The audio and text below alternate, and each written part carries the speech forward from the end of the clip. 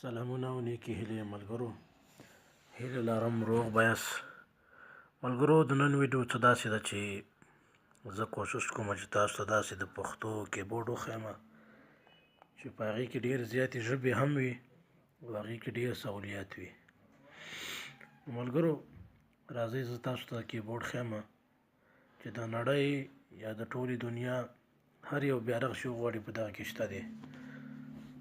ملګرو، د دې دپاره به تاسو پلی سټور ته راشئ. دغه دی، زه پلی سټور ته راغلم. ملګرو، تاسو په سرچ کې ولیکئ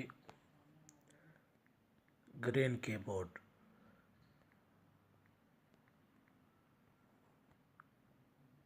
دغه ګورئ ملګرو،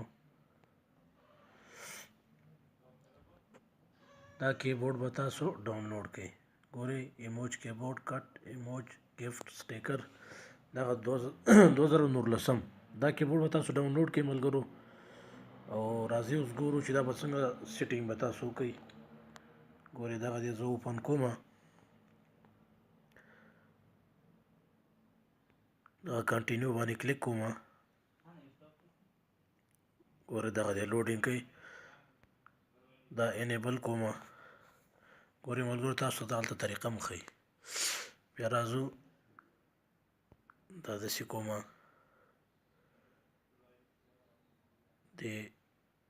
دلته د ګرین کیبورډ دی باندې کلیک کوم ملګرو. دا ډن کوم.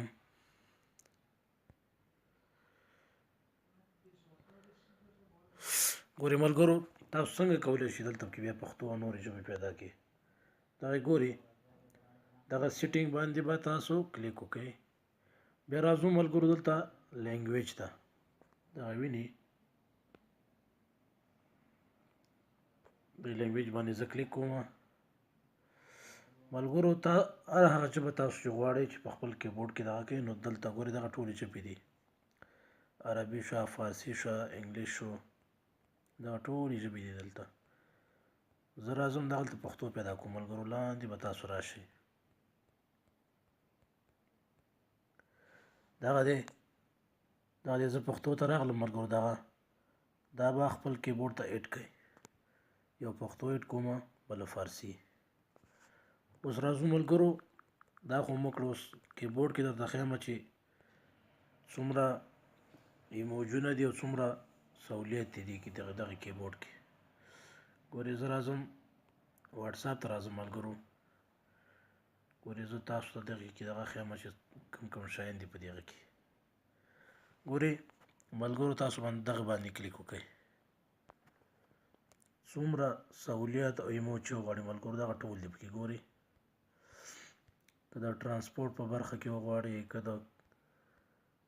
د کرکټ په برخه کې، سپورټس په برخه کې وغواړئ، هر قسم دغه شی وګورئ په دې کې شته دی. ګورئ ملګرو، دغه دی. ګورئ، دغه دی، تاسو هر څه وګورئ. د ټول نه بهترین کیبورډ دغه دی ملګرو. باید تاسو دغه ډاونلوډ کړئ. ګورئ، د دنیا د هر ملک بیرغ چې وغواړئ په دغه کې شته دی. دغه ګورئ، د افغانستان هغه. ملګرو، دا ډېر زبردسته کیبورډ دی او تاسو کوشش وکړئ چې دغه ډاونلوډ کړئ. که ویډیو مو خوښه شوې د ملګرو سره شریکه کړئ.